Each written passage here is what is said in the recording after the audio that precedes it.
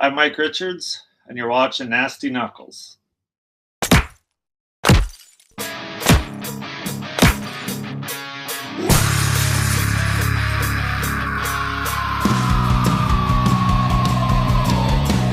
You're listening to Nasty Knuckles, the Hockey Outlaws podcast, with your hosts, Derek Nasty Sotomayor and former Philadelphia Flyer enforcer Riley Cote, as they go behind the scenes with your favorite NHL players.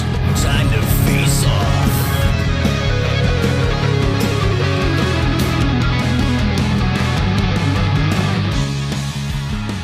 All right, welcome back. What's happening, Nasty? What's up, Rigoralia? Where are you? Somewhere in the Caribbean with your bowling pin? Something like that. Looks like My old office here. Oh yeah, looks pretty peaceful in Backdrop, there. yeah. Trying to find some peace around here. It's a little crazy, especially Girls around the holidays. Girls running around a little bit. Running around, presents, extra sugar. They need the show. Hyperactivity. Yeah, you think so? Yeah, it's good for them. I don't know about that. How was Christmas, buddy? Pretty solid Christmas. A little more running around than I'd like, but yeah, it's part and parcel of it. How about you? Yeah, same. Good. It was good. Girls came over, see Mason and Levi for a little bit. They came over Christmas Eve, and then just Elvis getting spoiled on Christmas Day. You know how that goes. Oh yeah, extra sugar too. Man, you know what? He doesn't like the sugar. He doesn't really get into it. He'll have like some little Starburst once in a while, but he doesn't eat a whole lot of sugar, to be honest with you. He's screwed up enough as it is. He doesn't need the sugar. You don't need the extra stimuli. He doesn't.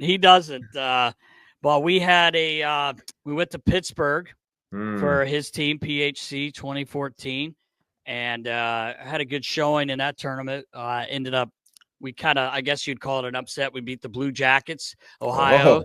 They have a few kids on the team that their dads are former NHLers. Derek Dorsett's son was on the team. Rick Nash's son, the Steckel twins. Dave Steckel, he's actually the coach. And we found a way to beat them. Kids played really well. Lost in the semifinals to the Penn's Elite. But it was a good little trip. Got to see Jeff Carter. Yeah, I saw some pics you sent there. Yeah, and Nico Dimitrakos. Oh, Nico, saw that. Yeah. Where are my Warriors, kid?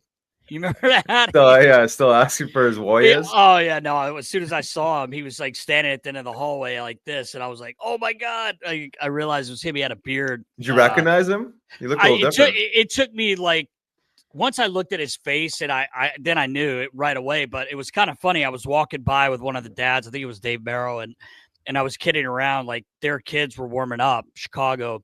And that's where he's living and coaching. He does skills with the whole program. Nico does, but he's coaching the 2014 team. Anyway, I was kidding around. I was like, "Look, watch out, boys!" Like acting like I was like mean or something. Obviously, some of them are as big as me, so they weren't really intimidated. But I was kidding around, obviously, and I look up and there's a guy standing there. I'm like, "Oh shit!" He probably thinks I was talking shit. And then he's like smiling with his arms open to give me a hug. And then I looked. I had to look at his face. I was like, "Oh my god, dude!" I don't think I'd seen him rig since we were in the finals in 2010 because he came to the hotel just to see the boys and say what's up. The guys that he knew on the team. But anyway, it was good to see him. And then Jeff came over for one of the games. Unfortunately, Elvis didn't play in that game, but we talked the whole time. This guy looks like he can still play. He actually said to me, he goes, feel pretty good, actually. Yeah, like, I'm sure. Oh, go figure, man. This guy's chiseled. Yeah, he looked good. Oh, man. But, yeah, it was good, really good catch up with him. And said he's not missing it too much. He misses the boys, the room, which everyone does. But he does go over and help out a little bit when the extras are skating, when the team's on the road. And he goes over and hangs out with the equipment guy too, John Taglianetti. He goes and sits with tags a lot. So anyway, it was great seeing him. And then this past weekend, we played under Young Kings, but it was our team with one kid added, Lasher, and we won the Winter Cup. Not a big deal. Oh yeah, just look at that. back to back for the kids. Oh man, just filling up the house with trophies and awards. Man. Yeah, Coach Tom, Tom Bunning. Sure. Tom was coaching a team for the weekend, and it was so much fun. We had a blast, man. Ended up winning a tournament, so it was cool. Elvis had a nice little shutout. Kids played really good in front of him, and then Max Golden, his little partner, played really well in the final, and we scored with 4 seconds left. Maybe I get baller that video because it was really cool. It's 1-1 game, and a shot. Mikey Barbano shot it from the point, and Billy Gallagher tipped it in. Man, literally 4 seconds ago. It was unbelievable, man. It was really cool. It's fun to watch kids celebrate and stuff. So anyway, that's about it, man. Been watching a little World Juniors. I don't know if you've been tuning in. Tuned into the Canadian upset. That's about it. That's all I needed to tune in for. What's that? And I tuned right out. Yeah, when they lost? Oh, yeah. To Latvia. Of course. It's tough. Yeah. It's a tough loss. Yeah, I'm sure they'll be fine. Big game later tonight. Can't wait. Tonight with US and Canada. It's prelims, but it's still, they just go at it. It's always good. Too bad you're on the wrong side of it, though. We could put a little wager on it, you and I. If you wanted to. If you want. You shave the beard. US wins. You break it. No. I can't be doing that now. Bro. That's an extreme wager. I'll shave my head. Frosty tips? I'll go Beezer. I'll go right down. You go Beezer. I'll get Lots to do it. Lots can shave your beard, trim your beard, or shave my head. He'll do it. Just for this game? Why not? Or do you want to say whoever wins? No, because we don't know. You never know what could happen. But I say tonight we put something on it. If I could trim that beard, I'd just say, right down. I think this thing's growing on you now. So I think it's not. You're disappointed that this thing disappeared. Matter of fact, Homer messaged me this morning and said, "Tell Riles I take back what I said. I do not like the beard." That's not what he texted me this morning. Said, "Grow that thing out." Is that what he said? And the hair. He was playing pickleball. He didn't message you. He probably wanted to go play with you. He probably wanted you to play. Flyers, let's get into it here. Not going the way we want right now. The last 6, 2-4, and 2 wins, 4 losses, basically. 34 goals against in 6 games. It's just been a tough stretch. I don't want to put it all on the goaltending either, because there's just been some bad breaks, bad luck, but just not really playing that great right now. Yeah. I mean, there's not much to say. I think they're just giving up too much, playing a little too loose. As you said, I don't think this is all in the goaltending. Right. This is a much deeper problem. I think we've talked about this before. He's giving up too much, right? He's giving up too many odd man rushes. I'm not sure exactly the amount of odd man rushes in the last 6 games, but just breakdowns that are costly, and maybe needing a timely save here and there, but I'm not even sure if that is the issue. I think they're just clearly not scoring enough. And I mean, you're letting 5-6 goals in a night. I don't expect to win many games. You're not going to win. On the other side of that, when you do score 5, you expect to win, right? You scored 4 the other night, and you have a 4-2 lead in LA. And I felt bad for TK because he's trying to make that play. Probably didn't check the rear view. He didn't realize that forward was so high, but at the same time, you get a breakaway. Kolosov actually makes the first save. How often does that puck go right back to the guy that has the breakaway? He just puts it in the net. So it's, it sucks, but it's just one of those things, man. So some of the stuff like that, but you blow a 2-goal lead. Well, that's it. That was the straw that broke the camel's back, and the timeliness of that goal. Yeah. The momentum, obviously, on the road. It was just exactly. It was a downward spiral after that. I'm not sure if you noticed Buddy the Elf sitting in the corner. Oh, I saw him. He looking a little weathered. Looks like he's been smoking the last 22 years. Buddy didn't look too good that day. Oh, man. I saw a couple of things floating around, side by side from the movie 20. Well, how old is that? How old is that? I was going to say. I couldn't believe it. 21 years, man. It's because it comes on I watch it every year. That's my one. I can't watch Christmas Story. You watch Christmas Story? No, I'm more of an elf guy too. I just can't, man. I don't know. Anyway, Yeah. I will say he needs to get a little sun. I mean, he is living in LA. I mean, you would think they have can't tanning sneak beds out there. Can you use that? I would use to make myself orange. Yeah, right. The orange, the orange chopper. Oh man. Going back to that Ducks game real quickly, a lot made of it. Michkov was benched for the third. They win the games 3-1. That's up to Torch, I guess. It wasn't like he got scratched. So, I could see, a lot of guys get benched. So I don't have that huge of a problem with it. He did bounce back. He had a couple points in LA, but I just like to see him play. But I'll tell you what, Beezer, since Lots buzzed that head, 2 goals, 2 games. Yeah. He's buzzing. Maybe some other guys will buzz it down. Yeah, buzz it down. Yeah. Yeah. Yeah. I didn't have a problem with the Michkov sitting in the third. They're defending a lead, tight game on the road. You could argue all day long that he blew in the face on that one, back and forth. He's still a young guy. If you want to play, critical moments, critical minutes of the game, especially when the team is up, there's a certain style of play. There's a certain standard of play you have to have. I'm not saying that he doesn't, but this is how players mature, right? And like you said, it wasn't a game; it was a period. We're looking at the long game here.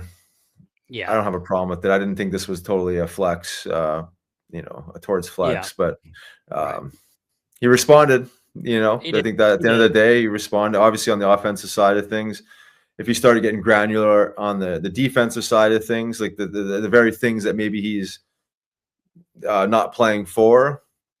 If those got buttoned up too, but I think again that's a process. I think it's going to be a somewhat of a slow process, but I mean he's making up for on the other side of the puck. I mean he's generating plays. And we were talking about this before, like these goals that have been scored at least in the last couple of games.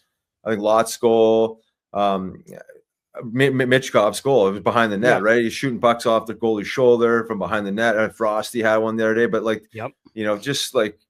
just finding ways to throw pucks to the net and creating offense. It's obviously a major gift he has. And that's not why he's not playing, but those situations on the road, tight game, maybe he played a little looser and ISO cam him the last couple of games, but it's just one of those things that just, let him sit, watch the game, defend the lead, win the game. There's lots to learn there. Yeah, no, I agree. It just sometimes the one thing that we talked about weeks ago, we don't have to get back into it. I was just like the game with the 2 Florida teams. I just thought, man, those would be really good learning games for him. We talked about that. We don't need to get into that, but even in Anaheim, I wasn't ISO camming him, but he gets benched. But in a 1-1 game, that is the one guy. I mean, not that he's the only guy, but there aren't a lot that could break something open. Like you said, from behind the net, he's just so creative. But at the same time, they win the game. Towards that's his prerogative, and it worked, right? And he came back with two points the next game. So we'll see. Hopefully the boys can get back at it, get a W here next game while they're out west there. Yeah, I would say it's absolutely necessary to, I don't say stop the bleeding, but just kind of slow the bleeding, because it's slow it down. Yeah. Because it gets old, and it's just they just need to find ways to, like they did in Anaheim. Right. I know Anaheim's struggling too, but they found a way, and they played a tough road game. They're gonna have to do the same thing. Did want to briefly touch on Macklin Celebrini. Oh, this guy. I know. I mean, he's dynamic. Like this guy is like all around. I've seen someone put him up there like top 20 center in the league. I wouldn't dispute that. I mean, he's a really talented kid, man. So dynamic. The things he tries and pulls off is incredible. Fun to watch. Like I would never thought I would ever, tune into a San Jose Sharks game, but tune in to see this kid. Yeah, you ain't kidding, man. He's fun to watch. Like you brought that up a couple weeks ago. You saw a few things, and it is kind of tough to watch them right now. Like when I'm up late watching them, it's not usually the Sharks, and I don't mean that in a bad way, but he is fun to watch when you tune in. Really good player. Ovi's back. He's back. 2 goals in 2 games, man. He's what's he 25 away from breaking Wayne's record. He could still do it this year. You know, he missed a lot of games and he was hot as hell, but obviously he's come back still hot. Our guest today played a little bit with him. We've talked about that before, but maybe we'll bring that up with him. But man, it's crazy. 25 away, dude. I don't think anyone ever thought this was happening. Yeah, no, I didn't see the recovery happening so quick. Was it 40 days or something coming back? Ovi, bro. It's Ovi. I know. Ovi. The machine. Yes. Might have had some help along the way. Yeah. Natural, artificial, who knows what he's got going on there, but it don't matter. He's out there, he's doing his thing, and he's not creeping. Cheating, you're not trying, bro. That's it, right? He's got the formula figured out. So he's amazing, man. Did you I know you talked to Lindy a lot. Lindy Ruff. Texted him this morning. Whatever you told him, you got the boys going now. They won 3 straight. They won 3 straight. They're hot, man. They've after losing 13 in a row, they come back. Maybe they're gonna go 13 wins in a row. We don't know. But your boy Thompson Tage, he's back. Tage, yeah, no, but they've won 3 straight. That's gotta feel good in that locker room, man. You lose 13, man. I know I was on Flyers when we lost 10 in a row one time. That is just, man, you don't know when you don't know when it's going to end, right? Like, and guys are trying extra hard, almost too hard at that black hole. Yeah, exactly. But anyway, Sabres are hot. Thanks to you and Lindy talking about a few things. A little game time strategy, Nasty. I know. We talk things through, get these guys going. That's why you were a coach, buddy. Yeah, that's why Lindy's still coaching. Yeah, I know. Make a difference in the lives of Philadelphia's youth by joining the roster. Ed Snyder Youth Hockey and Education's monthly giving program. Your support provides under-resourced youth with access to hockey, academic guidance, and life skills development, all at no cost to them. By becoming a member, you'll help shape a brighter future for student athletes, empowering them both on and off the ice. Plus, enjoy special perks like exclusive Wells Fargo Center event access and Flyers memorabilia giveaways. Visit SnyderHockey.org today and become part of the roster. Mackenzie Blackwood gets traded for by Colorado, reaches out, grabs him, couple wins, 5-year extension, 5.25, no big deal. Just win a few games, he get a new deal. Not easy, right? Wow, that's amazing. I was a little shocked with that, like right away, but hey, good for him, man. What are you gonna say? No? Yeah. So you're gonna pat the old agent on the back. Yeah, he's got her done. Yeah, he got her done. In Detroit, there, Derek Lalonde was relieved. Feel bad for him, but they bring in Todd McClellan, who I've never heard a bad word about this guy from anyone that had him as far as staff goes. Mm-hmm. They just said he's just a great guy. Talked to him a few times, don't know him, but always a really nice guy when I talked to him. So he got his first win with Detroit a couple nights ago. So what's Stevie Y saying? Asked. Yeah, I reached out, couldn't get a hold of No, I don't know what he's saying. I didn't even see the press conference, but one of the guys, friend of mine at the rink, I think he played with Derek Lalonde or for him. I think he coached him.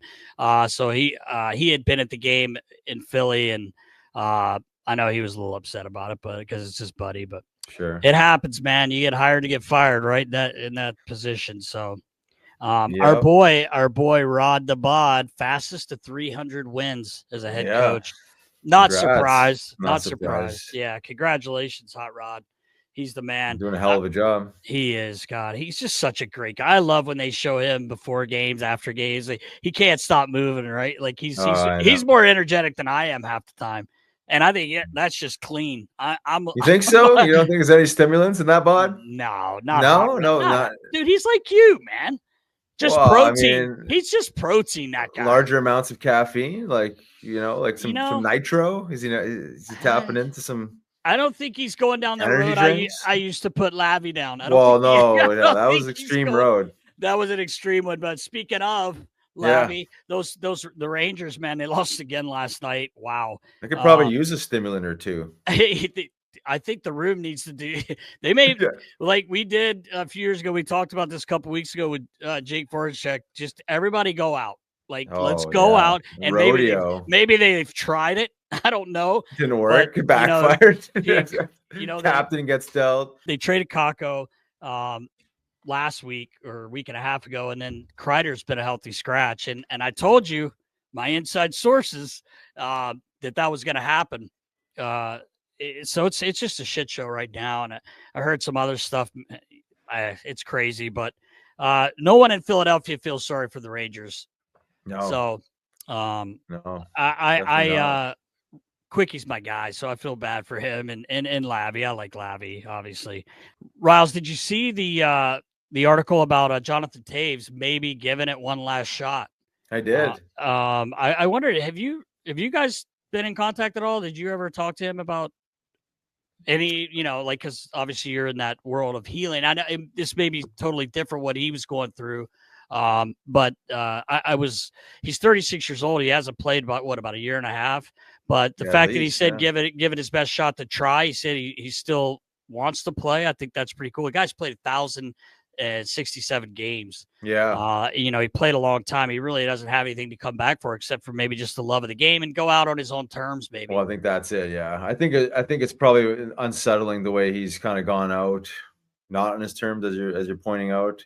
Obviously, won at every level, unbelievable player, and just the way things have transpired, and it probably hurts the soul a little bit for him to be kind of sidelined. Still, probably feels like he's got a couple good years left, but maybe it's an energy thing. I'm not exactly sure what he's dealing with, but it sounds like the system is off in some way, shape, or form, and he's not able to perform on the highest level. So the fact that he's saying that and alluding to the idea that he's open to it. Yeah. Who knows? But it'd be cool to see. It would be cool to see. Yeah. There'd be lots of eyes on this if he looks like he can come back and where he would sign. Right.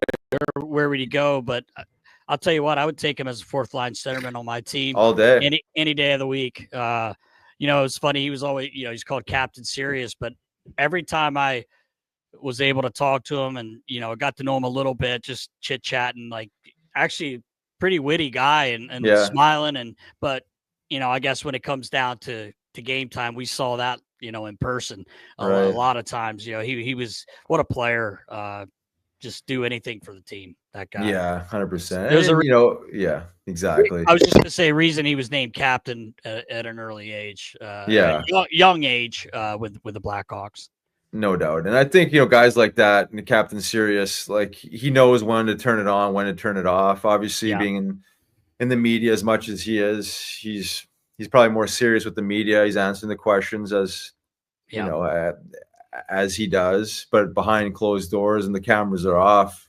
Yeah, like he's a normal dude, right? Normal dude, it's like, but I think those guys, like you've seen them before with the Flyers and other teams, like they know when to turn it on, when to be serious, and then when to soften and relax. And I think the guys that do that the best generally are the best leaders, right? Because he's not like that all the time. There's no way he's for serious all the time, so it's good to see like he's at least feeling better. That's the most important thing. If he doesn't play, he doesn't play. He's healthy, is what you want to have happen. Last thing I just want to say, in Toronto, they're playing well. Marner and Nylander are really carrying the load. I mean, Tavares is playing well. They're big guys, but Matthews hasn't played since December 20th. He was supposed to, he wasn't. He did practice Monday. Be nice to get him back in the lineup. It sounds like he's basically been playing injured for most of the season. When he did play, we came back from the upper body injury. But they're, the 37 games. He's, the team's 22-13-2. Chiefs got him going pretty good. Yeah. So we'll see what happens. But they need that guy in the lineup down the stretch. So if he's missing some games, middle of the schedule just to get better, I would rather have that. So you got the guy. This is the time to rest for sure. Exactly. So. All right, Nas. I think it's that time. It's time, baby. 185. Rick Our good friend Mike Richards. Rick Bone. Let's go, brother. Let's go. Welcome back. I'm Riley Cote. And I'm Derek Settlemeyer. This week, Riggs, we got my favorite guy on. You know, back 2.0. My favorite player ever, former first-round draft pick, Philadelphia Flyers, 24th overall, 749 games played in the National Hockey League. He won everything, literally everything you could win. 2 Stanley Cups. He won a Calder Cup, World Championships, gold medal at the Olympics, World Juniors, you name it, Memorial Cup. This guy's got more rings than we have fingers, Riggs. Please welcome to the show, my guy with the Joey Mullen neck brace on. I always have this with me, Rick Bone, our captain, Mike Richards. What's up, Richie? What's up, boys? How's it going? I look like Thomas Plekanec with right? Nice big turtleneck. Yeah. What's Sean There's one of those clips too. You say that Thornton asked him something about the turtleneck. Man, why do you wear that, dude? Or so he's mic'd up. He's just chirping him. It's hilarious. Just keep the neck warm. Yeah, everybody wears it now because of the cut resistant thing. But every time I see somebody wear it, I think of him because he every single time it was like a nothing thing, and he got chirped so much for it. Right. The only one that could rock it was the great one. He was the only guy that could pull it off without getting chirped, and then it was Plekanec. Kovalev wore it sometimes. That guy, nobody ever chirped him though. Nobody I know. Yeah, that's true. He had it dialed in. He had the style points. Yeah. Oh yeah, everything was perfect. Oh man, Richie, what are you up to, buddy? Yeah, not much, bud. Just enjoying the holidays back home. Head to Florida tomorrow. Back to a little sunshine, a little more heat, and get out of the cold, and that's that. So yeah, excited. Nice to be home for the holidays. I spent Christmas in LA one year when I was there, and I don't know, just wasn't the same. Didn't feel right. Without the snow and without family, stuff like that. So I've always tried to kind of come home for Christmas, and we were in Florida before throughout December, and then just came home for Christmas, and we'll head back. So other than that, not much going on, to be honest with you. It's pretty slow around here. Oh, that's awesome, man. Well, it was so cool to see you back almost a year ago now, Riles, right? With the alumni game. It was so cool to see you back and playing out there on the ice. Did you enjoy it? Did you have a good time coming back? Yeah, it was awesome. It really was. I was even leaving that weekend. It was almost like disappointed that I didn't do it sooner, just because I had so much fun. It was so enjoyable seeing everybody. Like the Flyers do such a great job of just like having everybody around when you play. So even like going back to see a lot of the guys that played before me that were there, you feel like you know them too. So it was awesome just to see like that community again, like once a Flyer, always a Flyer type of thing, and just seeing everybody and having some laughs. Like I was excited. I was happy that I went, and I was a little disappointed I didn't do it sooner because it was awesome to see everyone. Yeah, hopefully we get to do that again soon, man. Yeah, it was so cool having you in town, man. Yeah, have you skated since? I don't think so. No, I think so. No. Usually, usually I skate here before we go south, but bad knee, bad peg, so I haven't been able to get out this year. And well, wait a minute. The butterfly going down a butterfly or what? I know. I was going to say, did Riley diagnose this? Because Richie doesn't know. This guy's a doctor now. Long story short, everybody's sick of me telling this, but I got to tell you because you'll find it funny. They have this alumni thing. It was when Wayne Simmons was back earlier this year. He came in and he retired. One day to retire as a Flyer, and there was a pro-am game. It was a pro-am game, and it was actually a lot of guys. I was kind of shocked when I went out there. Pierre Turge, I was just a lot of people I didn't expect. Well, I'm like, let me run out there and have a look. So Sharpie was playing, and Fridge, and a lot of guys, and I stuck my head out. It's a tie game. They're like, oh, we're going to overtime. So I'm walking down the hall and I hear the buzzer go off. So I'm like, somebody scored that quick. So I walk back to the bench, and here comes Riles limping down the hall. And I'm like, what do you like? He probably laid down, blocked a shot or something, you know? Yeah. He goes, tore my MCL or my ACL. And I'm like, what? He's like, I tore it. I know it. I'm like, what's Dr. Dorsheimer on the fucking bench with you? Yeah. How do you know? He goes, I just know. So I just wondered if he diagnosed me. Yeah. Because he thinks he's a doctor now. Yeah, I kind of had that same thing too, actually, because I usually heard it like once a year. It's just like, I don't even know what it is, something old. But then this year I heard it and it wasn't getting better. And then I started doing like kind of all the things that like, you know, like Jimmy McCrossan or whoever used to do on your knee. And I'm like, yeah, I think it's tore. I think it's bad. Yeah. You've been there before, you know? Yeah, exactly. So, you two got degrees. We didn't even know you guys went to school for that. Just based on experience, Nast, you know, Yeah. you've had the injury before, you kind of know what it feels like when it pops and, you know, when yeah, you stabilize, you know. Right. Yeah, right. So now you're not playing men's league in Florida.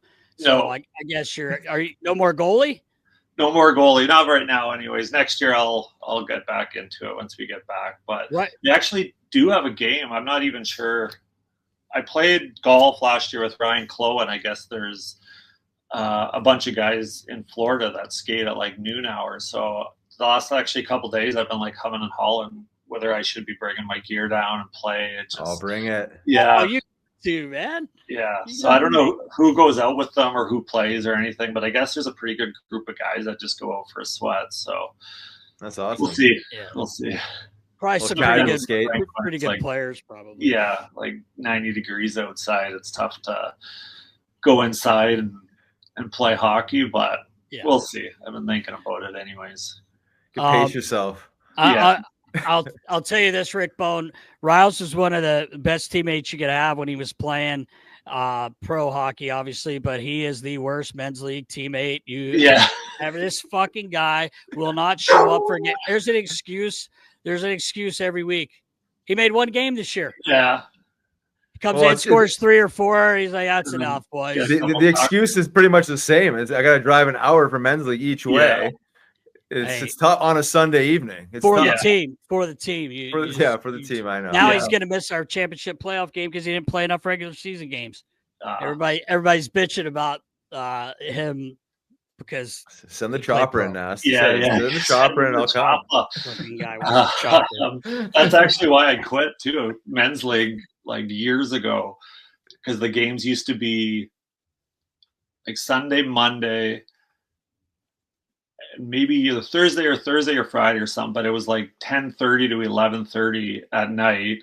It was like minus 40 out. So you're like, it's like a half hour, 40 minutes to the rink. And I'm like, man, 9:30 at night, do I feel like, or 9 o'clock at night driving 35 minutes, 40 minutes, 40 below outside, and like that's kind of why I quit, because I didn't want to get home at like 12:30, 1 o'clock on like a Sunday night just to go skate around men's league for so we played like, I think I played 1, maybe 2 years, and after that I was like, okay, that's too much commitment. I will say we are lucky, Riles. You have to admit, with our times. We they're earlier. Anywhere from 5 to 6:37. We have good times on Sundays.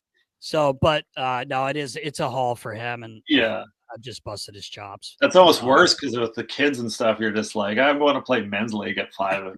Well, that's it. Right at bedtime. I see you guys. I'm out of here. See you in the morning. The best is when the girls do come and they just go right up. They just run that restaurant. They order food. My friends, obviously I'm there all the time with Elvis, and I was working with the junior team the last couple of years. I'm not this year, but so I know everyone that works there, and they're like, oh my God, they just come out like they're little ladies and they just order their food. They sit there and just carry on. Like grown-ups. Your first rodeo. They know what's up. They know what's going on.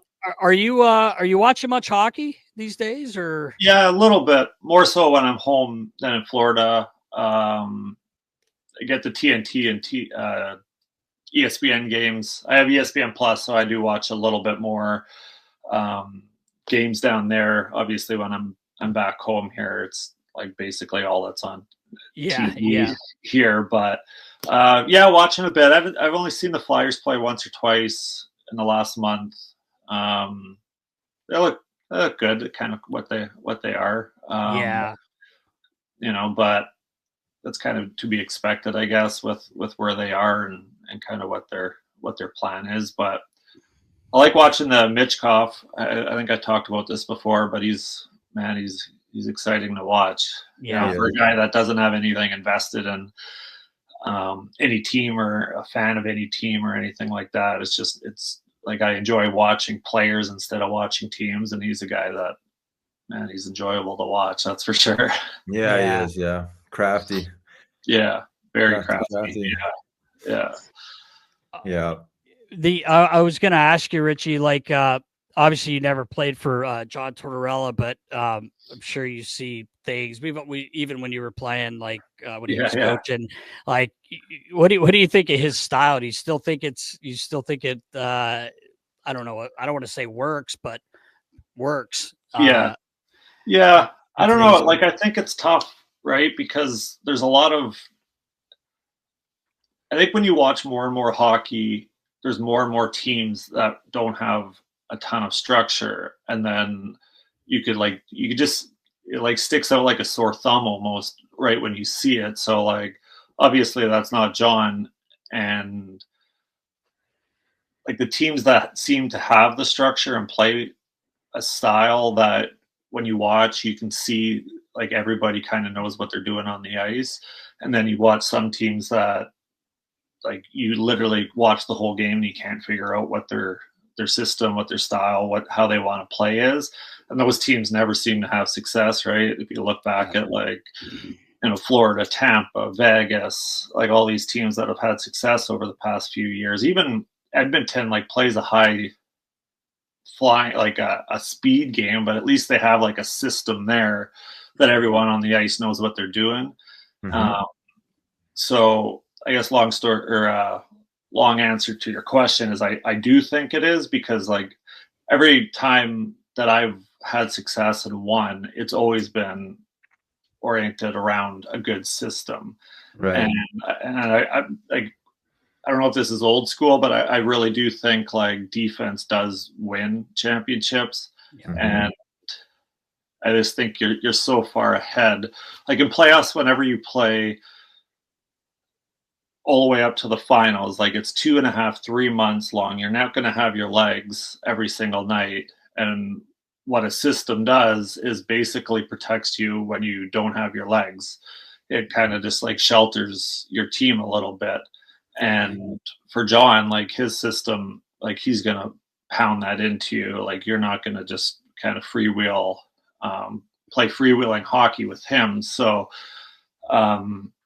you know, he's demanding with it. I'm not sure, like I've never played for him, so I don't know like what you can and can't do in his system, but very much what Daryl did, like you can make plays, but you better make the plays sort of thing. So yeah. Like I've always believed that's how you win. And I you know, he's, you know, one of the best, one of the strictest at it, but in order to end up winning, I do think you need to play a certain way, and that way is kind of what he preaches. Yeah. Definitely. Yeah. I agree with you, Richie.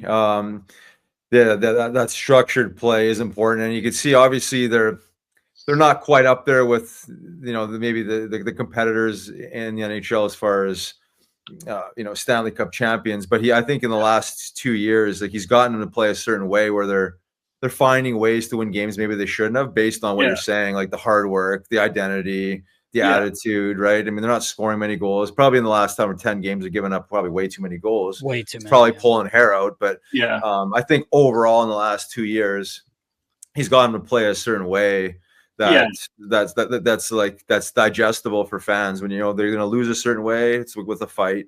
Yeah, they're going to compete. They're in the games. They're hanging around. Yeah, and they've been punching above their weight class a little bit. Like if you look at the roster, I think you could probably, like I'm guessing Danny would even agree that they kind of have to get more on the roster to get to that next level. But like I think when you're in the system or in the place that Philly's in, it's easier to teach that system now than it would be say in like 3 or 4 years when they are planning to be a cup contender and not still in the rebuild. I think it's easier to teach it as these players kind of progress through their career, instead of like, okay, now we're good, now we'll teach you this, because then you have all sorts of bad habits. Like there's different players on, like great players on teams that are rebuilding, that when you watch play, it's just like basically go out, do whatever you want, and we'll live with the results. But then like once those teams get good, I think it's going to be tough to pound those different I guess intangibles on the ice into those players, because they've been doing one thing for so long, and then all of a sudden it's like, oh, you know, we're going to try to win now, so now you have to do this. Whereas the thing I'll give John is he pounds those into the players basically from the get-go, and it's not like we'll worry about this later when we're trying to win, we'll do it now, and then that way when we are ready to win, it's not a whole new thing of don't turn pucks over, get pucks deep, that sort of thing. Like I watch the Flyers, I don't see him like handcuffing guys, which I think is kind of what Daryl was like too. Like he wouldn't tell you couldn't make plays, but there were certain plays that if you were going to make, you had to make.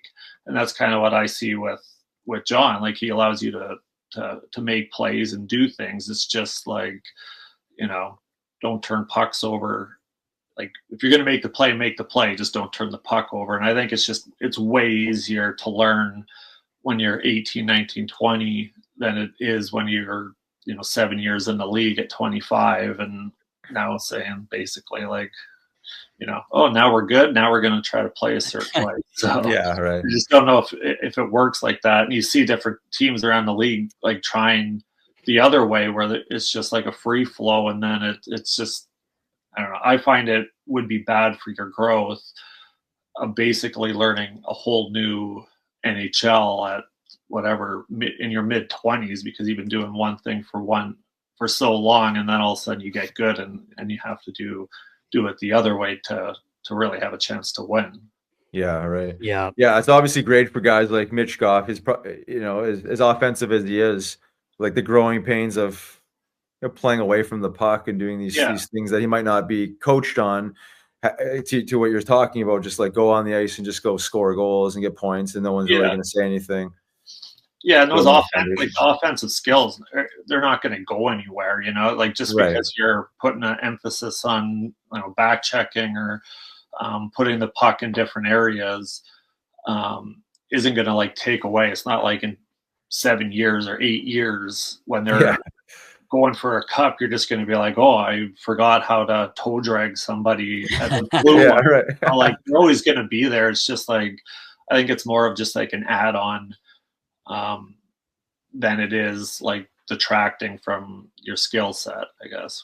Right. Yeah. It's more around like laying a strong foundation, right? Like something to hang your hat on.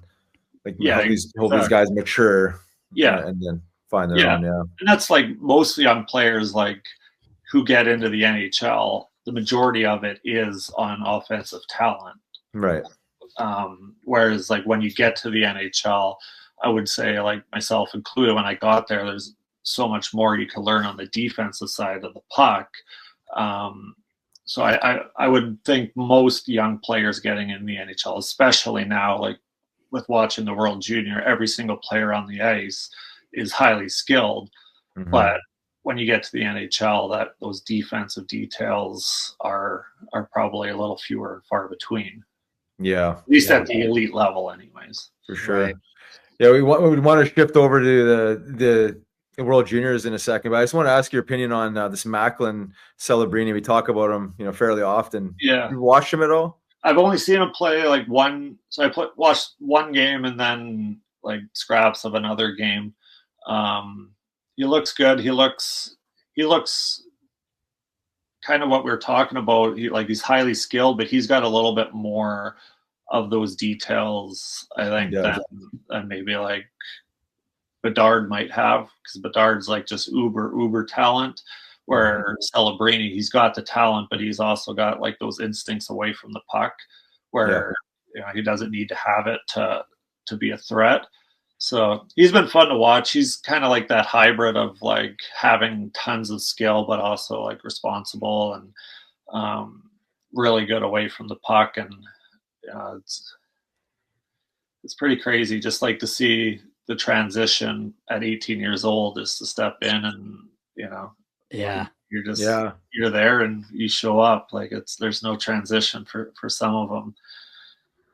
He just floats, eh? Like he just floats on He makes it look easy. Effortless, very effortless. Like he just is like always in support, always in the right position. Like he seems to read the game really well and has the speed to kind of always be in the right position. So he's fun to watch. He's San Jose. I don't have a lot of San Jose Shark games on, but we said the same thing earlier. It's tough to watch.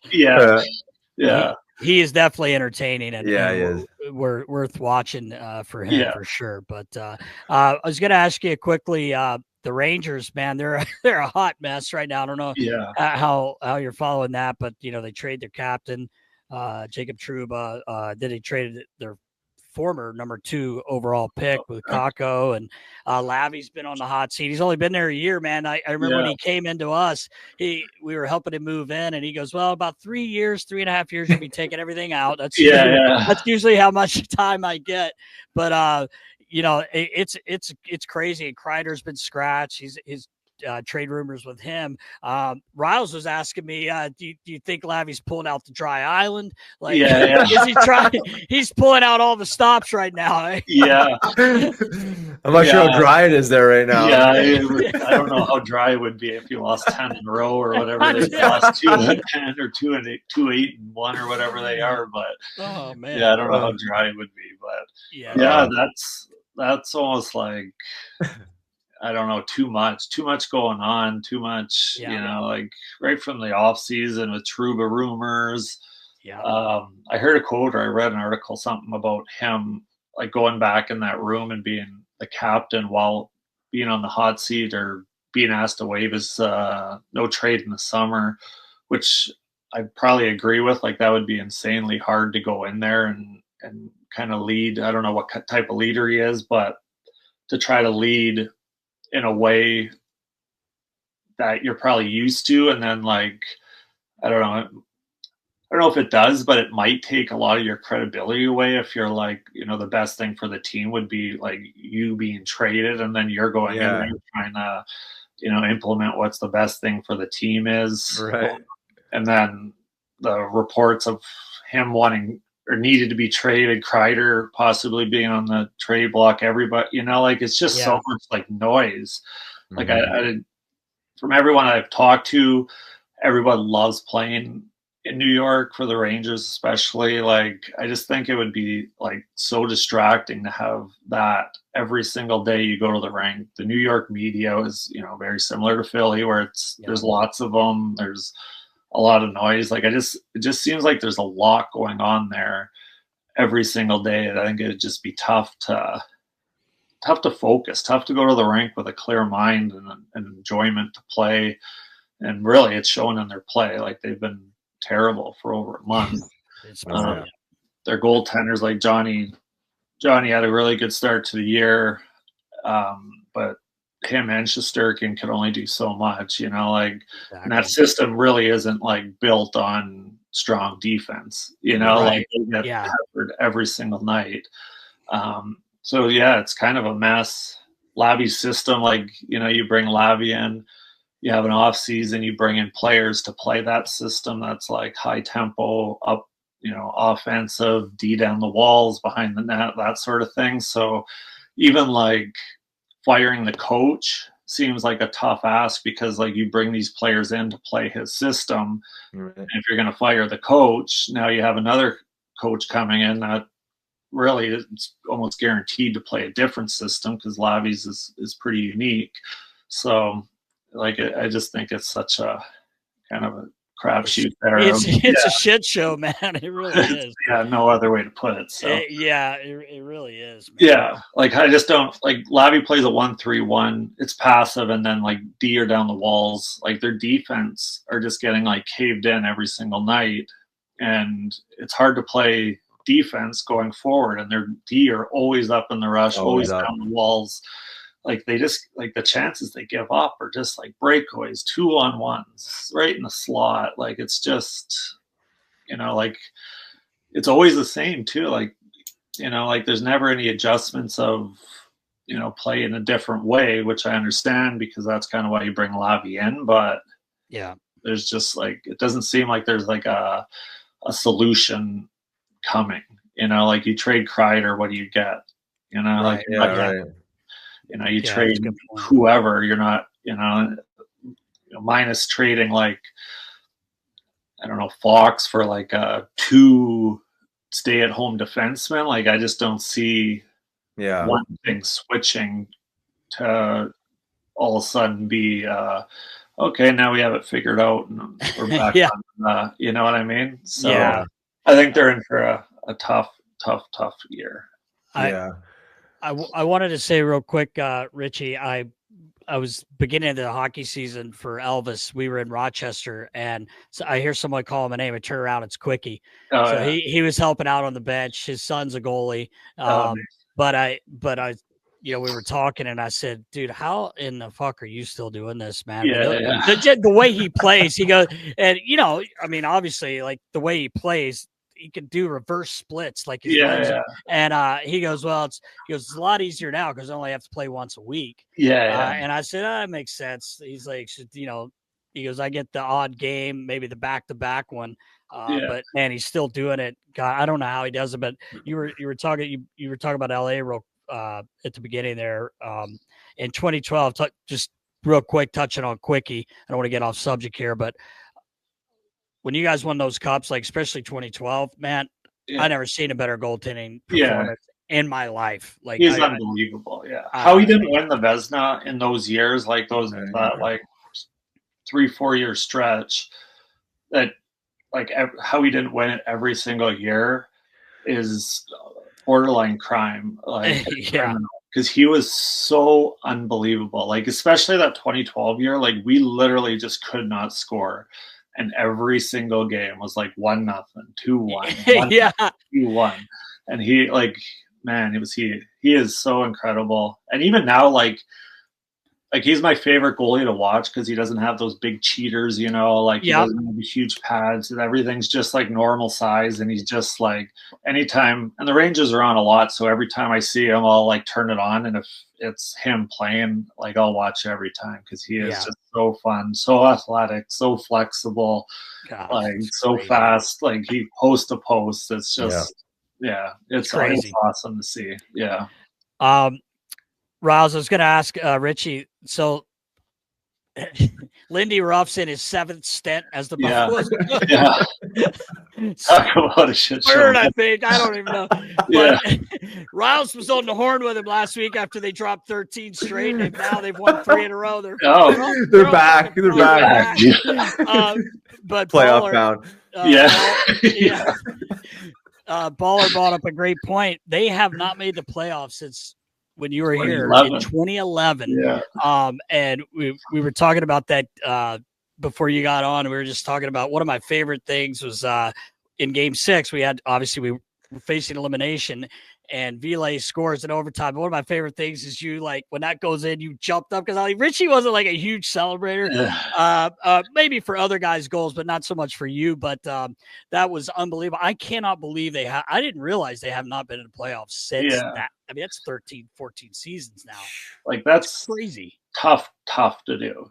Like that, especially like everyone says it's so hard to make the playoffs, but like half the league makes the playoffs. It's not like that tough. Like it's tough to go deep in the playoffs, but like to make it's not, like that hard, I guess. But like 2011, I couldn't even, man, that's just a lot of time. And like not only were they not making the playoffs, but like the years of just like first overall picks and like top 5 picks, and how you don't like I don't know what, you know, who's the scouting or who, you know, Yeah, right. like how do you not have these draft picks, and like that's how it's supposed to like even out, right? Like Right. if Exactly. you're not good, you get the top picks. And even though like they haven't had like, so Darlene I think was number 1, Power I believe was either number 1 or number 2, but like they've had a lot of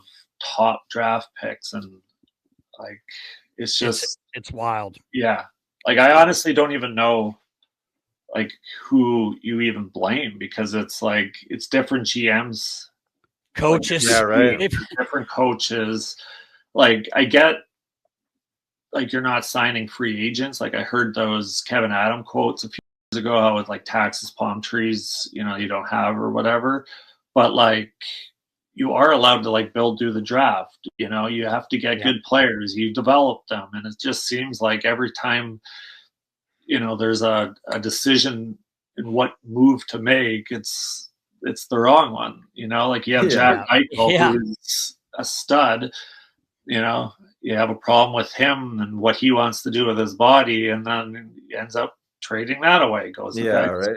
Cup. Sam Reinhart goes away, wins the cup. Like guys just burying Riley goes away, wins a cup. Like you know, at some point you gotta like kind of grab, if you're, you know, I guess Pagula, the owner. Yeah, you gotta like just like take a deep dive and be like, okay, like what's going on here? Because clearly, like Jack, great player, Sam Reinhart, great player. Like, why did that not work there? right. If you just like continually just like, well, it's the GM, we'll move him out. Well, it's the coach, we'll move him out. But then the same exact thing happens. It's obviously not that. So I have no idea how that is even going to turn around, because you look at like they got good defense, but it's just like all of the exact same player. They have good forwards, but it's again all the, you know, the exact same. Yeah, you just got to have some sort of idea of how to like build a team, and then you're going to have top draft picks. So then like just choose. You know, you don't always have to choose like what central scouting says is like. That's true. You know, this player is the 3rd on the board, so we'll take the 3rd on the board. Because we can do that. It's obviously not working. So exactly. It is not working. And the problem is, it's going to be like, you know, it's not like it's usually a stepping stone. Like you go from like terrible to, you know, half decent to like good to playoffs to, you know, like there's still you know, they're still in that first phase. Still 13 years later. Like rebuilds take like 5, 6, 7, you know, maybe a little quicker if you get lucky with a Matthews McDavid type of thing, but like they're still down there, and it's not. Riggs is working, man. He's working. We thought Lindy was the solution. You bring it back, you know, bring the culture back.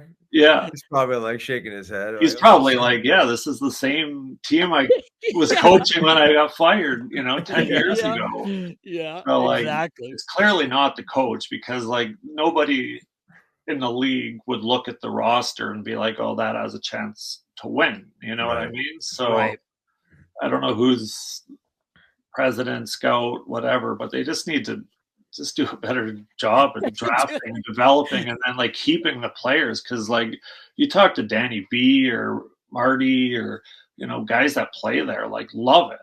So you know, like once you get them there, like they clearly love being there. So it's not like everyone's just like waiting for free agency to leave. So true. I was going to ask you, your last season here was this guy's first in NHL, and I know you really loved him. How cool was it to see Sergei Bobrovsky lift the Stanley Cup last year? Yeah, that was awesome. It was tough, because like I was kind of hoping for McDavid, but obviously like Bob too, and we spent time obviously in Florida, so we were kind of cheering for them too. So we didn't really have a dog in the fight. We were just like watching like good hockey, and then like Bob was incredible, and just to see like his career has kind of just been like roller coaster. How he got traded to Columbus, 3 or 2 Vezinas, I think, maybe 3, but he was doing so well. Then he, signed a big ticket, kind of took a dip, and now back on top. It's hard to argue with hard work. Like that guy just works harder than anyone. Like you had to kick him off the ice basically in morning skate when he was playing, because he was out there working on puck handles, shots from whatever angle. Like you'd literally sit out there for 3 hours if you let him. You had to kick him off the ice. So once again, hard work prevails. And I was kidding around. Rouse said this guy looked like a professional boxer jumping rope, man. I guess he still does it too. Why would you change it? But I read an article saying that they have to basically monitor everything he does, because he still is uber competitive, still works is insanely hard. So they have to monitor how much he plays because of that, because he puts so much into it, which is always cool to see, because you could get paid a fortune and then let something go the other way a little, and it seems like he's still the same guy. So it was pretty awesome to see. It's wild. Imagine having to put an HRV monitor on a guy because you're concerned about him overworking himself. He leaves the rink and he's at another gym, or he's doing exercise. You're checking to see if some guys have a heartbeat. You got this guy, you're trying to calm him down. Which you could see, because I remember literally getting changed, getting my gear off, going to get lunch before the plane, and he would still be on the ice, and you had to go out and be like, Bob, let's go. We're leaving, or on the road. You're the bus is about to leave and he's still on the ice, and you're like, okay, off, let's go. But it wasn't fake. It wasn't, he was actually doing it. Some people kind of sit out on the boards and drink water and not do anything, but he's out there grinding. It's pretty awesome. Sure. Right as Riles was playing 2 pass with Joey Mullen and whoever else was playing. It's where Riggs honed his skills. With Joey. Just touch it over. Let's score 500 of these, so a little harder for me. And then Reggie Lemelin tripoding around the ice. Joey always used to say, whenever we played Marty, he's Verdure, he'd be like, he always just 2-pad stacks with the poach check, so just chip it over him. Oh, that's it? That's all you got to do? That's it. Just chip it over him. Okay. I don't have 500 chip, right? Oh, that's great, man. All right, Nast, I know you love going to live shows and concerts. I checked out Michael Bublé last year. Any shows? Yes. That's the one thing about Game Time I love. They're focused on togetherness during the holiday. Yeah, exactly. During the holiday season, especially, you bring people together at live events. It makes the experience better. You have way more fun. That's why I used Game Time app. Game Time even has a new feature called Game Time Picks that makes getting tickets for live events even easier. Exactly, Riggs. The Game Time Picks filters out the fluff to show you only the incredible deals on great seats, so you don't have to waste your time searching through thousands of tickets. It makes it so much easier. I've used Game Time app a few times, and what I do love is the all-in pricing, because I can't stand when they start padding the numbers on the back end. So toggling this feature shows the total upfront cost with no surprise fees at checkout. And I love the seat views because you get a panoramic view from your seat before you actually have to buy the ticket. And it's really important when you go into concerts because you don't know how the setup's going to be. You're able to see that. And I think that's awesome.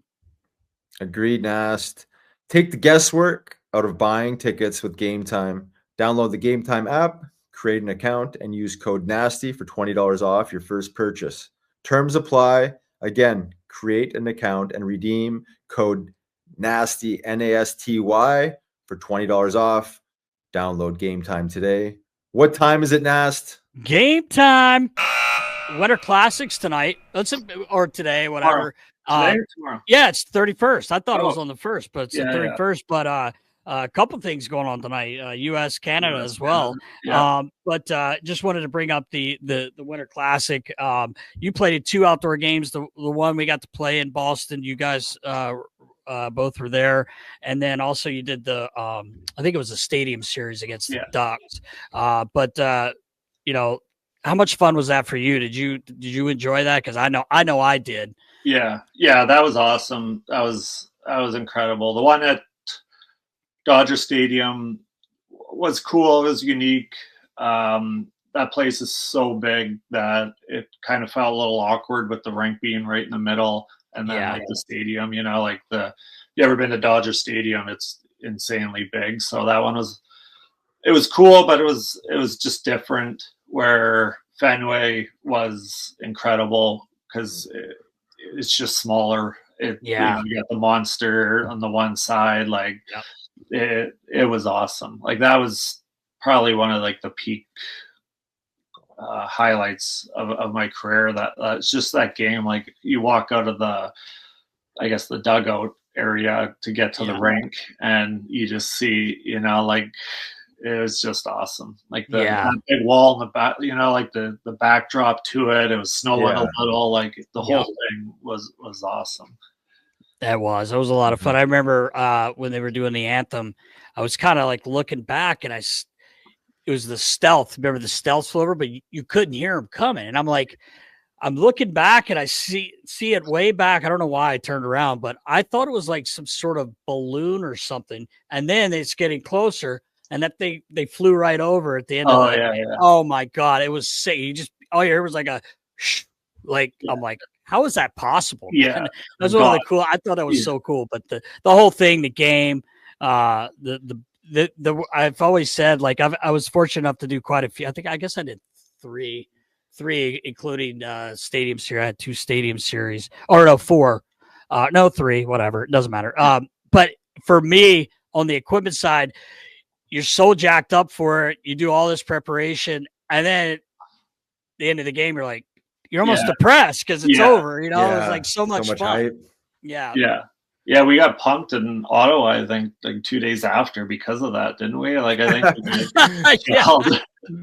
I think me, G, and Simone Gagne, Aggie was a -5. G might have been a -6 because of that in the game in Ottawa. It was just like you said, though, it's just such a big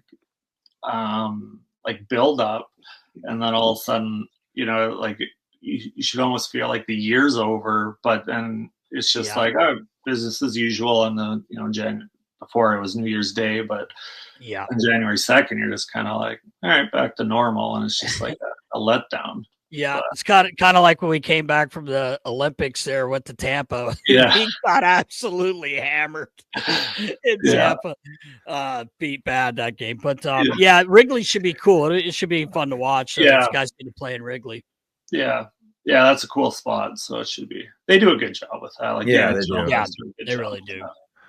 Yeah, they pour a lot of resources into it for sure. Yeah. Talk about World Juniors there, Rich. We touched on it a little bit earlier. Obviously, a special moment for junior hockey players. You get an opportunity to play 2 times, twice. Yeah, 2 times. Yeah, twice, and just the energy around that. Christmas time, the holidays. Yeah. It's crazy. It really is it's not hyperbole of when you're 5 years old, you watch it all the way up to even now, it's still, you see whoever, it's oh, what time do the juniors play? It's that big in Canada. It's cool, just playing. It's obviously like I said, something that I watched when I was 5. I remember my uncle taking me when I was in Winnipeg in '99. I think Canada lost to Russia that year, but I remember going to, I can't remember if it was pre-tournament games or round-robin games, but my uncle ended up taking me, and we had tickets at the old Winnipeg Arena there, and just seeing the players and just the whole deal. It was white out, and the Canadian, it was incredible. Cool. And then getting to play in '04 in Finland, we lost that to the Americans. Patty O'Sullivan, the winner, or Flower shot it off Coburn's back, bounced, went in. They don't ask how. They don't ask how, Richie. Yeah, exactly. And then winning in 05 in North Dakota, which was so close to Canada anyways, that, you know, a lot of people, it was basically a Canadian crowd. And then playing like every year still, just like, you know, even when you're in the NHL, you're tracking the juniors. It's pretty cool. And like, obviously it's bigger now than it ever has been, but it's just, you know, such a good platform. And even like the tournament as a whole, I was talking about this with a buddy a few days ago, of seeing like the different players from Sweden, and then like a few years later, you know, they're stars in the NHL. So it really is like a cool kind of like precursor to how the players are going to be in the NHL, because usually if they're really good there, they end up being really good NHL players. So yeah, it's just like, it's cool to see, like, I guess playing, like, all those kids being so pumped to play for their country, whether you're Canadian, American, whoever it is, and then obviously the hockey's really good too. So big game tonight, Canada and the U.S. So Rouse and I have a wager. Yeah, he's gonna, if U.S. wins, he's shaving the beard down, not off, just trimming it. Yeah, he's trimming it down. If Canada wins, I'll just buzz my head, which every summer anyway. Just the frosty tips. Just the frosty tips. Yeah, I'm letting her pop right now. Yeah, exactly. I was gonna say, when you guys did win, there wasn't a chance you were losing, and don't even tell me anything with that lineup. Anybody wants to go back and look at that squad, it was pretty impressive. But I'm excited for. I love watching this too. Every year I have it on all day. It's fun to watch. Yeah, it really is, and it just like I said, like seeing, because obviously, like, I have no idea who, like, any good prospects are. You know, like, I'm not following, you know, Carolina's farm system, you know what I mean? But then, like, you watch these games like that, like, I forget the kid's name from Sweden, but the captain who had a hat trick, and you could just see how good he was. And then, you know, I bet you in like 3-4 years, you'll see him for whatever team in the NHL doing kind of the same thing. So it is pretty cool to see, you know, the passion and everything for their countries. Because especially like this year with being, you know, like the Four Nations, like you just don't get international hockey that often. So even at the junior level, it's pretty cool. Yeah, it's an exciting time. I mean, I obviously never played, but just growing up, like, I'm not sure if it's like this in other countries. Maybe it's just a Canadian thing, but just the buzz around it, the amount of media exposure that it gets. I think might be different than maybe other countries. Could be wrong, it is for sure. And like, I do know I think it's called like the Ivan Halinka in April is kind of like the other countries' big, you know, junior tournament, or I think it's under 18 or something. But like, I don't know if it is as big, but I remember when I was in Finland and we played there, like, it was sold out. It was like, there was a buzz around Helsinki for it. So I mean, I think it'd be tough to be as passionate as Canadians are for this tournament, but you know, like, everyone wants to win. You put on your country's uniform. I think everyone kind of supports that. Yeah, for sure. And they lost. Canada obviously lost the other night to Latvia. And I was saying to Elvis, we were watching the game, and I'm like, there's 20. First of all, they're kids, which, you know, you did the same thing, but they're playing in front of 20,000 people, man. Yeah. And I mean, you could hear a pin drop in that play model when they lost that game. But it's crazy to think about, like, and you were able to do it, being that young and playing. And I mean, I'm sure your buildings were sold out junior, but you're not playing in front of 20,000, right? 20,000, especially, I mean, for those, like, Latvian players. You know, oh yeah, like, what a thrill, man! Yeah, like, I'm obviously cheering for Canada, but then you see like the joy after the Latvians won, and like you said, playing in front of 20,000. A lot of those players might not get a chance to do that again. So yeah, like, pretty cool. It is cool. Yeah. Yeah, Riles had Kazakhstan going to the playoff round. I don't think it's happening. Hey, Rick, they almost got one. They almost won last night. Yeah. Poor guys, they Almost snuck one out. Yeah, they did. I want to jump out of the juniors and ask you about Ovi. He's 25 away, man. I mean, obviously you got to play a bit with him, and we talked about this the first time you joined us about 4 years ago. But man, did you ever think he would? I mean, I never thought anyone would catch Gratz, but I mean, he's right there, man. He's going to do it, whether it's he's going to do it. Yeah, it's formality almost now, but pretty awesome. Like he's just one of those throwbacks, like he's heavy lifting, like squatting, 1,000 pounds before games and, doing what he's doing. Like he's Russian machine. Like, like he deserves it too. Like there's nobody that takes more joy in scoring than that guy. That's the truth. Yeah. Like he's good for the game. He's just a pure goal scorer, and that's what he does, and it's cool. It'll be interesting to see like how much, like, I mean, you hear about it a little bit now, but not, like that's incredible. Like, did anybody think that anybody would break Gretzky's record? And so you're hearing about it a little bit. It'll be interesting to see once he gets 10 away, 15 away, 5 away, if it's going to be like as big of a story as it should be, which is like basically the whole sport world right following. It's fun to watch, man. And like last year he was, we talked about it quite a bit on the show. It looked like, man, he's really slowing down, and then he gets hot at the end of the year, and then he starts this year. He's red hot. I just came back. I don't want to jinx a guy because Ryle says I'm always jinxing people, but he came, these first 2 games, somehow he fractures his leg, and the Russian machine somehow gets back pretty quick, man. 40 days later. I remember when we had Zhitnik. The demon. We only had him for a little bit of time that 1 year, and he said, they used to line us up and give us our vitamins. Vitamins, Ovi's still taking his vitamin. I don't care what anyone says. You still got them, but they're no Flintstone vitamins. No, they're not the ones Elvy's taking. Everybody, that would increase the dose. No. Oh man, but it's impressive and it's fun to watch, and like you said, it's a formality at this point. He's gonna do it. His shot's too good. He's like he on the power play, you're not going to lose the shot, not much of it anyways, and like that thing is lethal. It makes me laugh. I saw some clips the other day, and he's in his spot that he's been in for 20 years, whatever, and he's literally looks like he's not straight waiting up.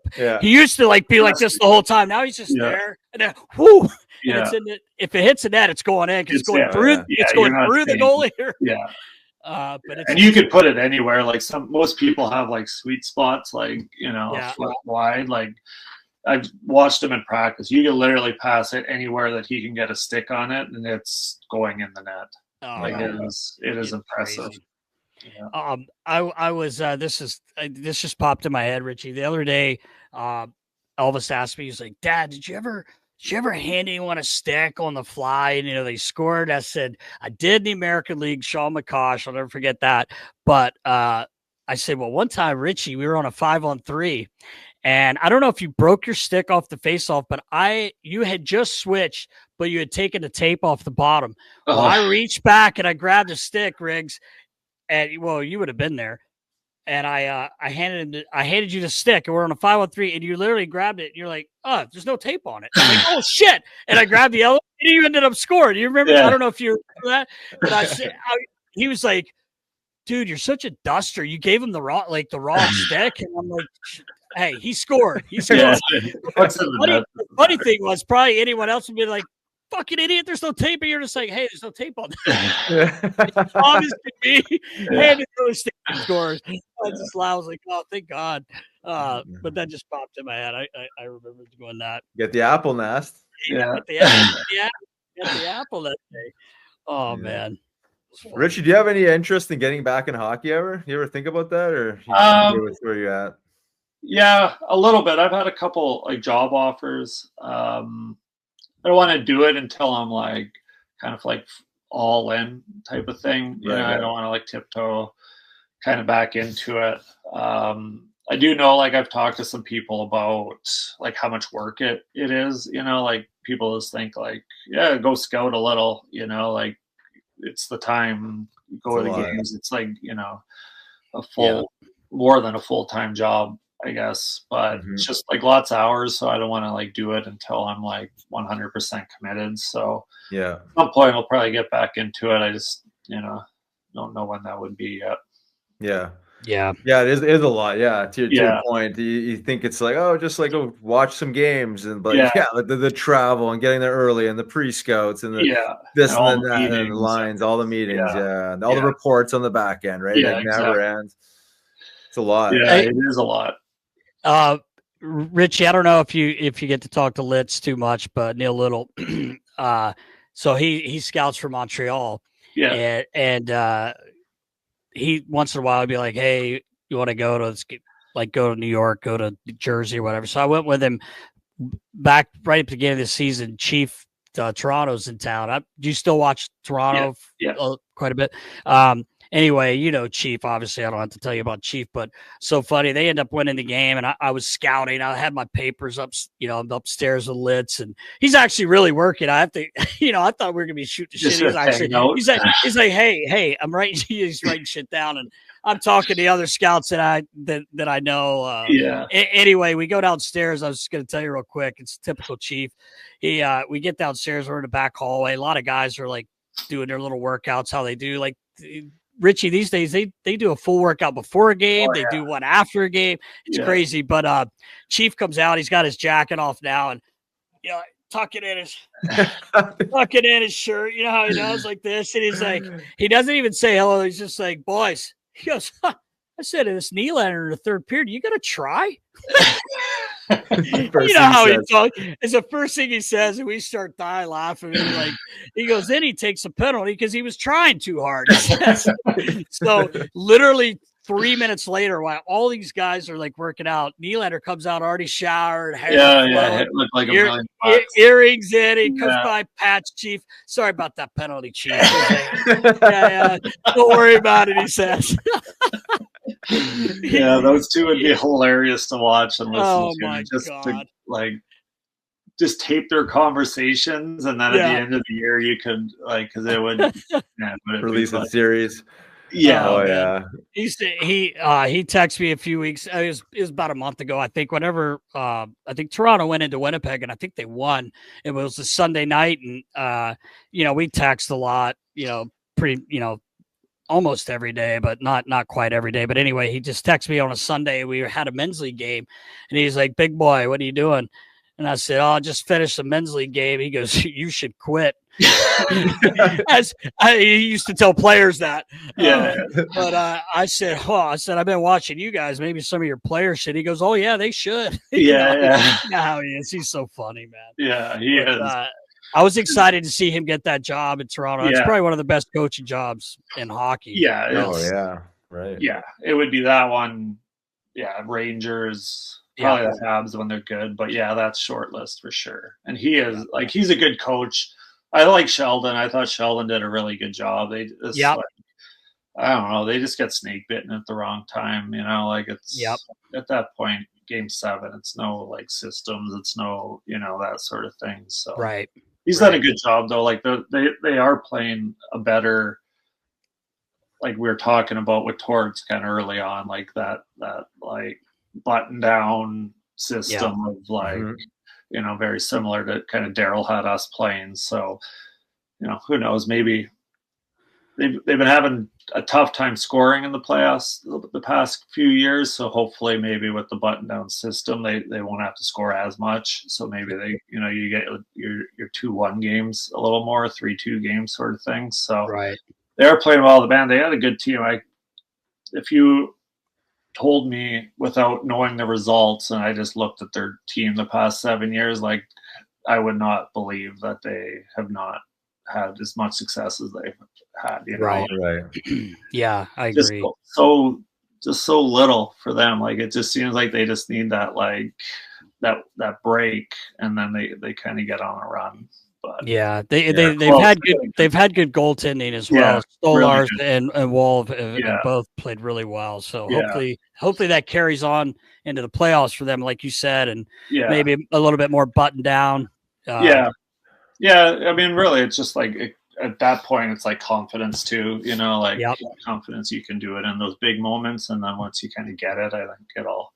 Yeah, because they can. Like, they're players. Like, it's got to be one of the most fun teams to watch, because those things that Marner can do, Matthews can do, that Nylander, like, it is exciting to watch. It is, man. It's a lot of fun, and him and like you said, Nylander and Marner are playing.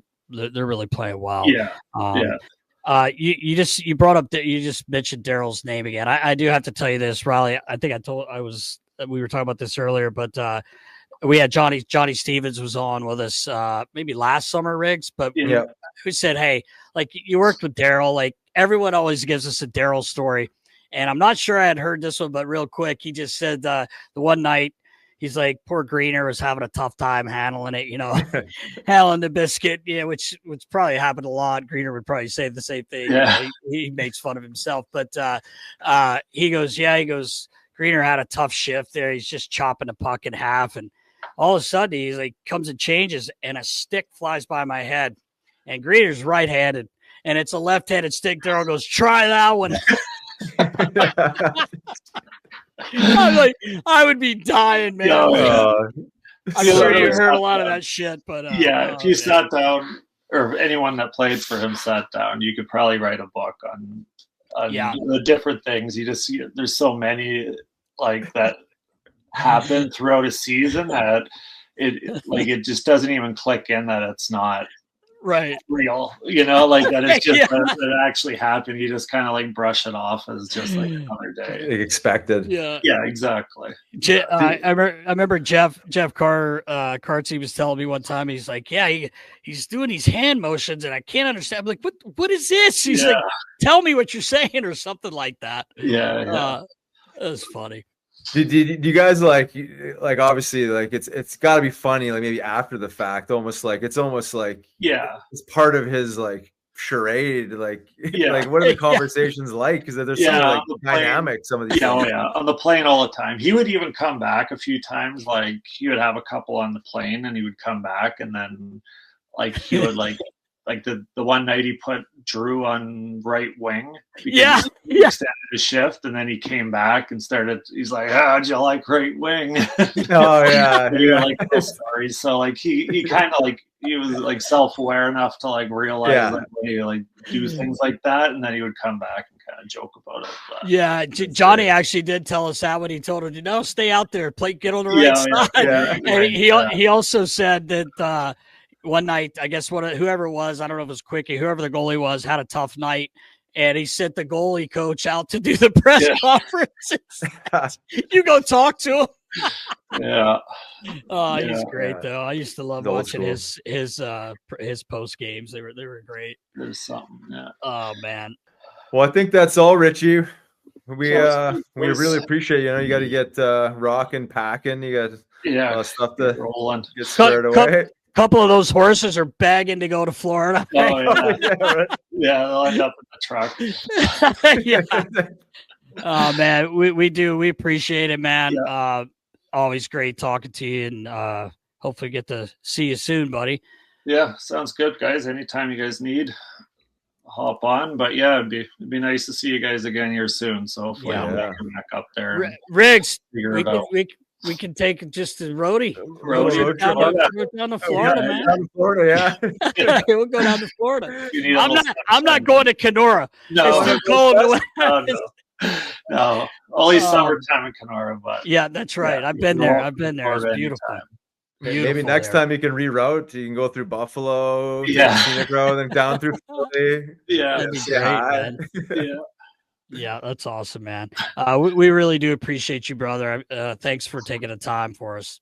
Yeah, no problem, guys. All right, big thank you to Mike Richards for hopping back on with us. Rick Bone. Yep. If for those of you that don't know, he was on episode 8, right, Riles? That's right. 4 years ago, buddy. It's hard to believe it's been that long. I know, like, because I have a feel some people are like, why didn't you talk about 2010? We did. So go back to episode 8 if you can and check it out. So kind of touching on new things since then. But great guy, man. Love him. I wish we could see him more. Hopefully, as we just talked to him, he gets back into hockey. That'd be pretty cool. Because man, how valuable would he be to guys? You know, like just he was a great player. Great player. Yeah, he was. Yeah, great guy. For sure. Or we can get Brad Marsh to fire up another alumni game and bring him down. Let's do it. Yeah, we should be doing more than one a year. We should be one doing more than that. Yeah, it'd be great. Yeah, Brad's the man. We should tell him we need Rick Bone. We need him back in town. We need him back. But awesome, dude. Appreciate him hopping on. I know he's crunch time before his 30-hour drive, 3-day trek down to Florida from Kenora, Ontario. It's commitment, Nas. Talk about commitment. Listen, if I was it is like he said at the end. Well, I said in the summer, it's beautiful. I was there, it was amazing, but I do not want to be in minus 40 or whatever the hell it gets to. And then all that snow. Just don't want to do it. So he's excited to drive back to Florida. Even being born and raised up there, he's like, I'm done with this. Get the hell out. Sudsy sent me a picture this morning. He had some which I never thought he even ate, but he had like some whole grain, like homemade. You could see he was at some restaurant, waffles. And he said, don't give me shit. Because I'm going on the beach at 60 degrees. I'm going for a walk. He's down in Myrtle Beach now. He's living in Myrtle Beach. So I'm like, that's nice. Mm-hmm. Myrtle Beach. But anyway, crushing the whole week goldfish. Well, it's that time, Nast. It's that time. It's that time now? Right now. Oh, for Clear Rum questions. That's right. That's right. Clear Rum questions brought to you by Clear Rum. Go to clearrum.com/shop. Type in Nasty 2023 and get 35% off of your offer. PA residents only. Riggs, what do you got? All right, I got the questions today. Baller didn't want to do it. He's laying the weeds. We're a little different, different setup today. He's got the little fire going in the back. You saw him. Yeah. I saw him. Yeah, he's got the ambiance going. Yeah, relaxed, chilled out. We got Papa John 7704 on Instagram. Nas, is for you. Who was the most high maintenance player you ever dealt with? Can't say me. Definitely not you. Oh man, wow. I have to really think here because people have asked me that before. I will say I was pretty damn lucky to not ever have one of those crazy guys that you hear about, like Mark Messier. You hear the stories about him switching his blades all the time. Duncan Keith was a guy that was, I don't want to say a pain in the ass or high maintenance, but well, I guess he was, not for me, but in Chicago, I never had a guy like that. I think the only guy that really maybe would move stuff around on skates, which is always tricky, especially when they're wanting to move a blade, change lifts. JVR liked to change his lifts in his skates. But the way he went about it, you didn't feel like it was high maintenance. He's such a good dude. It just always, do you mind doing this? And it was funny. I remember one of the last times I changed one of his lifts, he was on fire. He was playing really well and we were winning. And he came to me after a morning skate and he was like, he's like, can you put that other, he had all these lifts. He had different sizes. And, he was like, can we change? I was like, man, that's a pretty drastic change. And he's like, yeah, I just want to do it. And I'm like, all right, whatever, but like I said, he didn't seem like he was high maintenance because the way he went about it wasn't like, do this, do that. Exactly. I was lucky too with goalies, never really had a goalie. Cause that was always my biggest fear, to get someone that's like such a pain in the ass. Mm-hmm. I will say this about Timmy Thomas. When we were at the Olympics in 2010, he was not the number one guy, obviously. And he, Millsy, well, obviously, Ryan Miller was our number one goalie. But he had me changing shit every day. Adding stuff to his pads. And I'm just like, as the backup, just Yeah, and not to, and it's Tim Thomas. Like, it's not like he's not a. I would. Oh yeah, he's for sure. I would do it for anyone. Playing.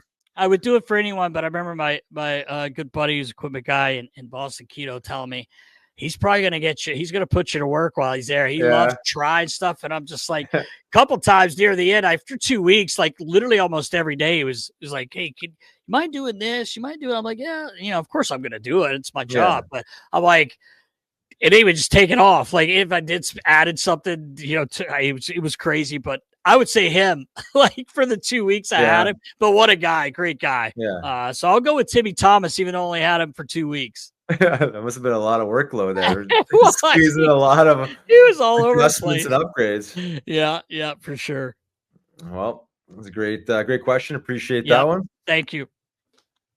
Adrian Gutierrez on Instagram. First, I want to say keep up the great work. Thank you. Always entertaining. Where are the loudest "Let's go Flyer" chants when the team is on the road? His guess is Anaheim. Probably because the last game you could hear him. Yeah, right. Yeah. It's funny because I've told people this a lot of time. Like over all the years I was working. I feel like everywhere we went, we heard a Flyer "Let's go Flyers" chant. Yep. Maybe obviously that's a great question about where's the loudest, but. As soon as it starts, you get the boos, from the home. They drown it out. Yeah. Even when we were with, fans of Philly, our buddies, fans of Philly, like everyone that's with us always gets that chant going. Yeah. But yeah, I heard the one the other night in Anaheim, and there was always a big group of people there. Nashville, even that when we were in Nashville. I remember in Nashville there. Maybe it's because their fans aren't that loud. They're just the Flyer fans just trumping. Yeah. Anaheim, I can't imagine they're like. Overly aggressive. They're not. Yeah. They're really not. So that's a great pickup by him because it did seem loud the other night, and there was always a pretty big crowd for Philadelphia. Yeah, definitely some booze in there. Yeah, with, for sure. Cutsy carrying the puck up the ice and turnover at the blue. Get you booed every time. Gonna be tears on the other side after this game. Oh yeah. All right, great question. Appreciate that, Adrian. Last question. Greg Bond 822 wants to know which Winter Classic has been your favorite to watch or be a part of. Nas, you were talking about that earlier. Yeah, obviously I'm going to say the one I screwed up when we were talking to Richie. It was 4. I had 2 Winter Classics too. Because we had the 2012 against the Rangers. That's right. Those two to me, like we lost both games, but that Boston one, man, it was the second one ever. After the first year they had Buffalo there with the Penguins and the Sabres. That was just so cool, man. It was like Richie said, it was so cool. The one here in Philly was amazing as well. That I don't know if you remember, Riles, they had the alumni played the Rangers, sold out day before. We played sold out. Phantoms played the next day, sold out 3 nights straight of sold out. The venue was sold out, Citizens Bank Park. So I'll say Boston because it was my first one. It was just so cool. The last Stadium Series in the link was awesome because we won. And the way we won in overtime, G with a big goal there. Yeah. So, man, it's hard to pick one, but I'll just say Boston because, we were there together. Yeah, that was the only one I played in, so I got to go Boston too. Didn't even play, but I was there. Yeah. It was a hell of an experience, the whole thing. Like we talked about with Richie, just like the amount of resources and energy they pour into these things. It was pretty magical, and the day was perfect for it. Oh, it was great. So for sure for me, it was Fenway, and again, didn't play, but an amazing experience. Yeah, the Clarkey and Bobby Orr, taking the fail like. It was so cool, man. Yeah, it really was. Great question. Hell of a job. Yeah. Thanks for the question, Greg Bond. And that's a wrap, Nast. That's it. It's the last one of the year. I know, right? 185 in the New Year's. What are we doing tonight, Riggs? I'll be in bed by 10:30. You're not gonna see it. You're not gonna see the ball drop.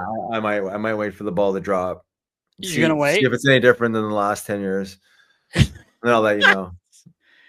You'll sleep an entire year tonight. Did you know that? Yeah, it'll seem like it. Have a great sleep. All right. That's brother. a wrap, Nas. Yeah, man. Happy New Year. Happy New Year to all the knuckleheads out there. Yes. Appreciate all you guys support. Great questions. Appreciate all of that. Yeah. Appreciate next everyone. Year. Next year for 186. Until next week with our guest, Ashlyn Sullivan. Riggs, it'll be a new year. New year. New look. New look. Here we go.